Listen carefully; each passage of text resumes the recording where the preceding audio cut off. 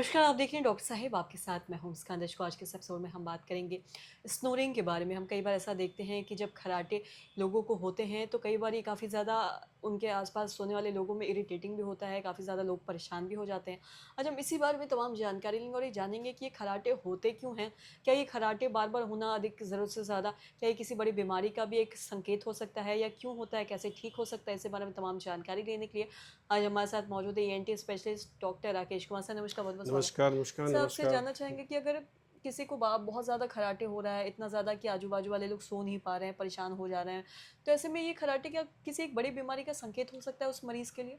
खर्राटा really में आजकल की समस्या बनती जा रही है और बहुत ही कॉमन अब होता जा रहा है। इसका सबसे मेन कारण जो देखा जाता है मोटापा।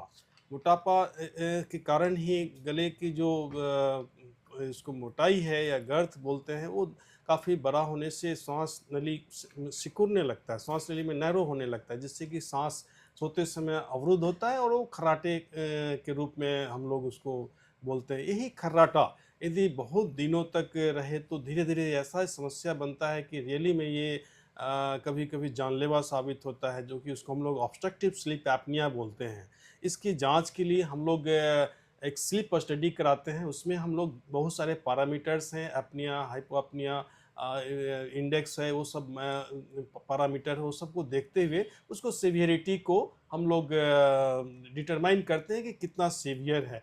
ऑब्स्ट्रक्टिव स्लीप एपनिया में एक्चुअली कभी-कभी साँस बहुत देर तक रुक जाती है, तो फिर पेशेंट को तुरंत साँस हड़बड़ा के पेशेंट उठते हैं और एक अचानक साँस काफ़ी लंबा लेने के बाद तब उनको राहत मिलती है और पेशेंट घबरा के नींद टूट जाती है। तो ऐसे पेशेंट यूजुअली उनकी नींद डिस्टर्ब होने लगती है। स्लीप डिस्टर्ब होने से क्या होता है, डे टाइम पर भी उनके वर्क पे एफिशिएंसी घट जाती है। कहीं भी यदि थोड़ा देर भी बैठते हैं तो उनको नींद आने लगती है, थका-थका महसूस करना और फिर यही धीरे-धीरे आगे चलकर हार्ट पर भी अफ़ेक्ट करने लगता है। इवन कि हार्ट अटैक की चांस हो जाती है यदि ऑब्स्ट्रक्टिव स्लीप एपनिया में, स्ट्रोक का चांसेज़ होने की भी संभावना होती है, जो कि मालूम चलने पर लगता है कि लकवा मार दिया या कभी-कभी आदमी सोते-सोते ही उठ नहीं पाते हैं और मालूम चला कि उनकी सडन डेथ हो गई। तो ये सब कारण बहुत ही सीवियर कंडीशन में हो सकते हैं। या और साथ ही सर हमसे ये भी जानना चाहेंगे कि हम स्नोरिंग के बारे में बात कर रहे हैं, क्या छोटे जैसा आपने बताया कि मोटे लोगों में ही अक्सर ज़्यादा खर्राटे की दिक्कत होती है। अगर किसी के छोटे बच्चों में भी ऐसे खर्राटे की समस्या हो सकती है या नहीं, इस बारे में कुछ? बिल्कुल, बिल्कुल। मैंने बहुत पेशेंट बच्चे आते हैं जो कि एडिनॉइड्स ग्लैंड और टॉन्सिल ये दोनों काफ़ी बड़े होते हैं।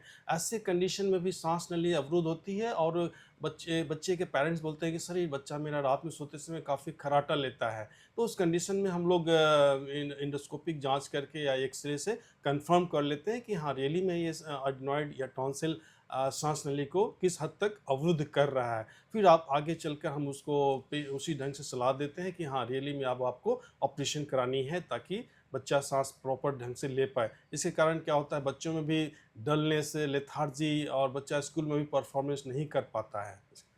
जी। और साथ ही सर अगर बार-बार किसी को ऐसा हो रहा है तो एक बार डॉक्टर से दिखाना भी क्या ज़रूरी है? अगर किसी को बार-बार ज़रूरत से ज़्यादा खर्राटे हो रहा है, सोने में दिक्कत आ रही है, चाहे बच्चा हो, नॉर्मल हो या फिर अगर ज़्यादा किसी को हो रहा है तो? बिल्कुल, बिल्कुल दिखाना है। एक्चुअली तुरंत आप कान नाक गले रोग विशेषज्ञ से ज़रूर मिलिए। एक्चुअली हम बीइंग अ ईएनटी स्पेशलिस्ट हम लोग डिटरमाइन करते हैं कि किस लेवल पर ऑब्स्ट्रक्शन है, नाक से लेके गले तक जो हम लोग का लैरिंजियल इनलेट है, वहाँ भी हम लोग डिटरमाइन करते हैं कि किस हद तक वहाँ पर ऑब्स्ट्रक्शन हो रहा है। तो उसी के अनुसार हम लोग फिर मरीज़ को सलाह देते हैं कि हाँ, आपको क्या आगे करना है। और ऐसे केसेस में हम लोग तो यूजुअली पेशेंट को सलाह देते हैं फर्स्ट ऑफ ऑल कि नहीं आप अपना वेट रिड्यूस करें, लाइफ़स्टाइल को थोड़ा चेंज करें, है ना? सेडेंटरी लाइफ़स्टाइल को अवॉइड करना है, जितने भी फैटी चीज़ें हैं वो सब अवॉइड करनी है, वॉक करना है, ये सब चीज़ें करने से आपका मोटापा घटेगा तो ऑब्वियसली स्नोरिंग भी रिड्यूस होगा। जी। सर बहुत-बहुत शुक्रिया तमाम जानकारी देने धन्यवाद। के लिए। तो आशा करते हैं दर्शकों की जो तमाम जानकारी है आपको लाभदायक है। तो आज के इस वीडियो में इतना ही। अगर आपने मेरे चैनल को सब्सक्राइब नहीं किया है तो तुरंत कर लिए, साथ ही हमारे फेसबुक पेज को लाइक करें। वीडियो देखने के लिए आपका धन्यवाद।